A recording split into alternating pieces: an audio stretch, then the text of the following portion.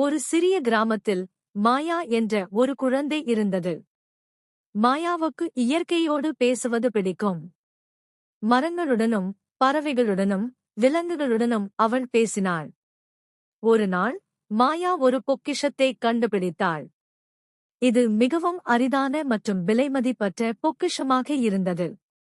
அதில் பல பிரகாசமான வண்ண கற்கள் இருந்தன.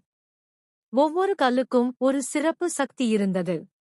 மாயா அதைப் பற்றி அறிந்து கொண்டாள். மாயா கற்களின் சக்தியை பயன்படுத்தி கிராம மக்களுக்கு உதவ ஆரம்பித்தாள்.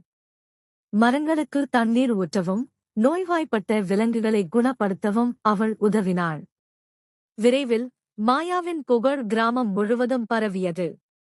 ஒவ்வொரு நாளும் மக்கள் அவளை பார்க்க வந்தனர்.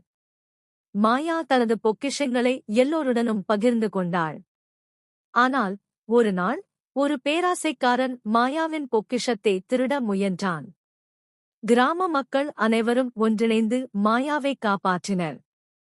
இந்த சம்பவம் மாயாவிற்கு ஒரு முக்கியமான பாடத்தை கற்றுக் கொடுத்தது. அது அவளது உண்மையான பொக்கிஷம் அவளது அன்பும் உதவும் மனப்பான்மையும் தான் என்பதை உணர்ந்தாள்.